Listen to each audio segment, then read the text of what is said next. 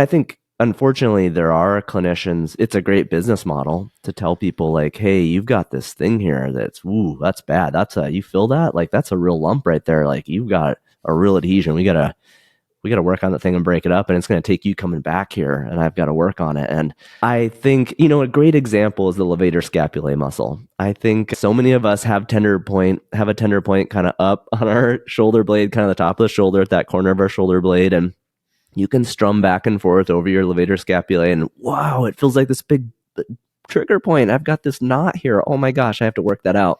No, it's just your normal anatomy.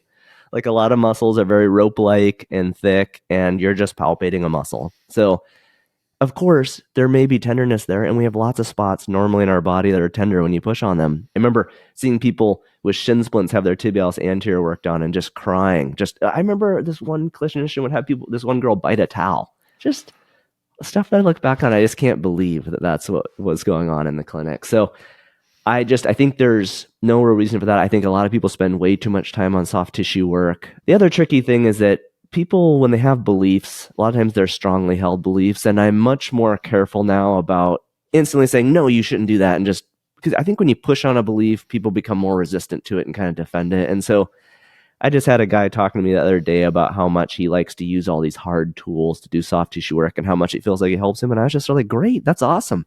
Like if it feels like it's helping you, and maybe it's an encouragement towards, well, what's it look like in terms of your resistance training program and your mobility, training, and what are the other exercises you're doing, just to make sure they're doing things outside of the soft tissue work. But I was a little apprehensive to tell him he shouldn't do that because he liked doing it. And so I'm at a point now though where a lot of times I'm telling people like there are so many myths out there around pain that you and I see all the time that are just really outdated and old and have no evidence to support them. And I think the whole trigger point, tender point is one. So many people are worried that they have adhesions built up and they've got to work those out. In a lot of cases, it's just an area that's a little tender and it's probably just your normal anatomy.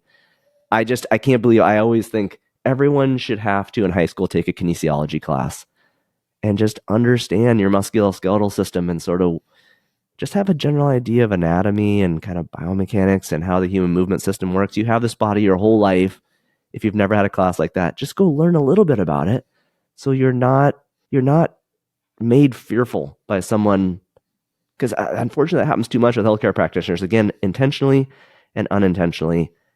You're more likely to get scared about something health related if you don't know anything about your body.